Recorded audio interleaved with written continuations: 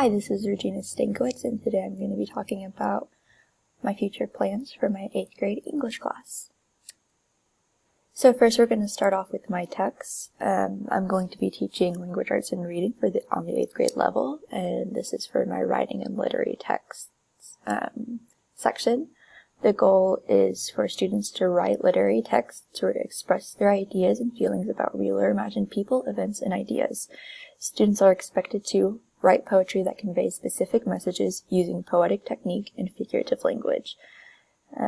They're expected to do this using poetic techniques such as rhyme scheme and meter, figurative language such as personification and hyperbole, and visual elements such as word positioning. The lesson and activity I have planned is actually going to be one that takes place over a course of a month. And so it will begin with me teaching different types of poetry and giving examples of poets for each type of poem to the students. Throughout the month, then the students will show what they have learned by creating their own poetry based off of the poem format studied in class by typing 10 different poems, at least 6 lines each, on Google Docs, then creating a cover for their poems on Canva or PicMonkey. There is only going to be one cover for all 10 poems, and then presenting their favorite poem to the class. All will be turned in, all students will turn in a printed out typed copy of their poetry book. I understand that students need different things in order to succeed, which is why I have this planned. Students who prefer to be more artistic may hand create their poetry book cover. I want to encourage creativity, and I understand that being creative through technology might not be for everybody. Students who prefer to handwrite may use notebook paper for all rough draft copies of their poems. I do not expect them to use Google Docs for every single piece of their poetry. I am someone who also likes to handwrite and edit on actual paper copies, so they are allowed to use paper and pen and pencil for their rough draft copies. Students who speak English as a second language may incorporate their original language into their poetry. I want to encourage them to do this to find their artistic voice using their own native language, but since this is an English class, I also want to encourage them to work on their English and really focus on that, but I also don't want to ignore where they came from and their own heritage. So I want to show them that they can have the best of both worlds and that can be their artistic voice. Students who have trouble presenting in class, who are socially anxious and just don't like presenting, or maybe a student whose favorite poem is something that is too personal for them to want to share with the entire class, instead of presenting it, they may create something that represents their favorite poem that they have written and show it to the class. I like this option because it still shows that they took the initiative, but they don't have to necessarily share and read aloud what is meaningful to them. They just have to show the class what they created and then put it down. Applications. All students will use Google Docs to type their poems before printing them off to be turned in, and I want to do this because it is easier for everyone to peer review on that. And students will also have the option to use technology by using the following apps on their iPad or computers. They have the option of using Canva or PicMonkey. For Learner, I used an app that I have not favored until this semester, Google Docs. PicMonkey is a website I have found while researching what would help students make covers for a project like this, and I think it is very beneficial for them to be using something like this. It's just going to make their project look nice and cohesive. And then on top of that, PicMonkey offers a free trial, so no students will be spending money. Canva is a website I am very comfortable with and continue to learn new things about, and will help develop visual aspects for students because there are different things that students can use Canva for. So I think this is a great time to introduce students to Canva if they haven't already been introduced. Leader. According to the IST, educators must advocate for equitable access to educational technology, digital content, and learn opportunities meet the diverse needs of all students, which is why students who do not have access to technology at home will have access during the class period. Like I said, this project is probably going to take about a month to complete, because it's going to take about a month for me to teach, so they have the entire month to work on this project.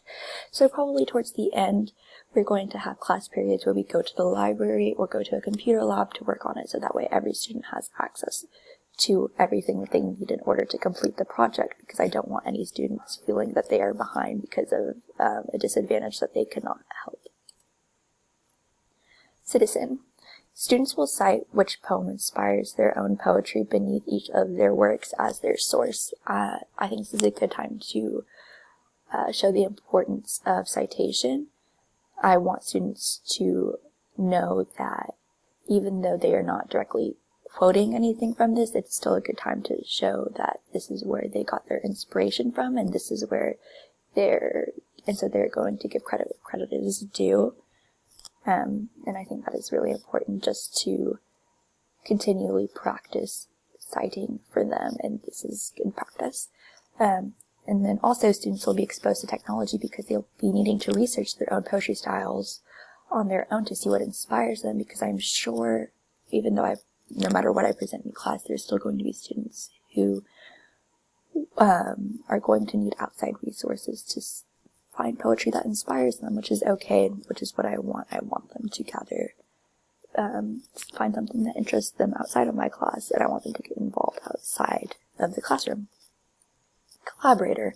I think it's important for students to collaborate, and I fully want them to, and I want them to do it by working together to revise each other's poems, which is why I chose Google Docs. I think Google Docs is a great way to go in and revise each other's works, and it also is the best way for me to also revise if they have any questions on that. Students are also allowed to help create each other's covers. I understand that not all students are artistically inclined, and some are very much more math and science based, and I don't want to punish students for not being artistically inclined. So I think it's okay and fair to have students help each other out with the cover.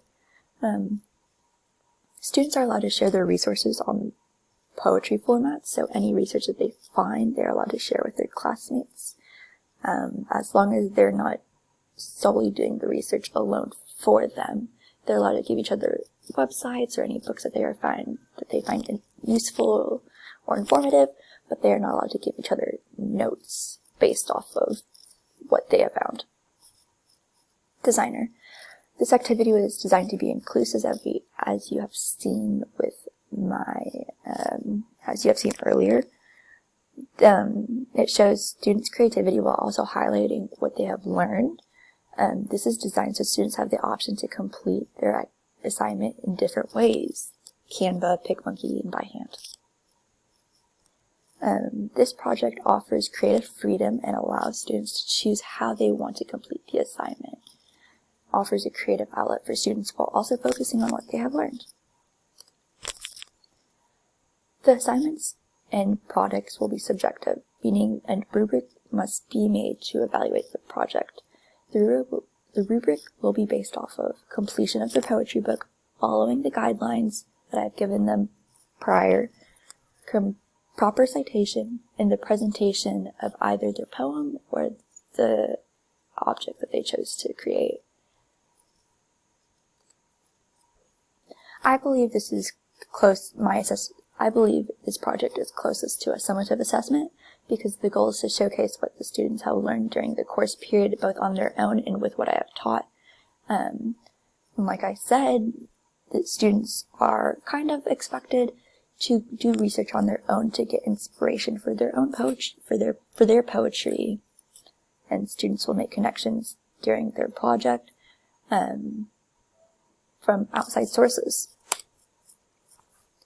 For SAMR, I've shown substitution, because Google Docs is a direct substitution for pen and paper, and augmentation, because PicMonkey and Canva is substituted from other handheld artistic means, but adds more of a variety through the technology offered. It is a lot easier to erase or backtrack if you make a mistake. You don't have to just throw away the entire thing, which I find very helpful. For Bloom's taxonomy, I've shown that they are creating. So the students create their own poetry, and then for apply, the students' poems that they have created is based off of what they have learned and shows that they can apply poetic skills in their life. For backup plans, like I said, this is going to be a project that is about a month long. So hopefully we will have times where the technology is running, but we will probably run into something where the technology is down. So for the days that the technology is down, we will be using pen and paper to write, using poetry books for the research, and using art supplies to create the cover. So all of those topics have been covered. And here are my references.